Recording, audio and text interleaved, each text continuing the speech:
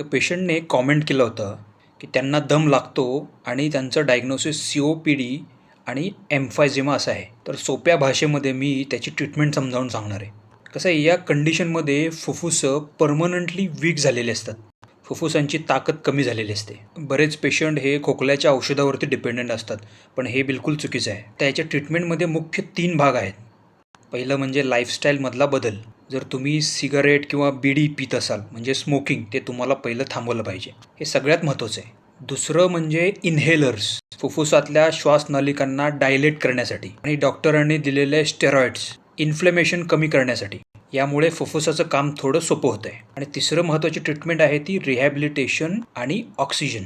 यामध्ये तुम्हाला फुफ्फुसाचे एक्सरसाइजेस शिकवतात आणि फायनली ॲडव्हान्स स्टेजमध्ये ऑक्सिजन थेरपी. त्यासाठी तुम्हाला घरी ऑक्सिजनचा सिलेंडर ठेवावा लागेल. त्यामुळे डॉक्टरांना भेटून तुमचा प्लॅन व्यवस्थित बनवून घ्या आणि डॉक्टरांच्या इन्स्ट्रक्शन्स फॉलो करा. कारण तुम्ही उशीर केला तर फुफ्फुसाचा डॅमेज अजूनच वाढणार.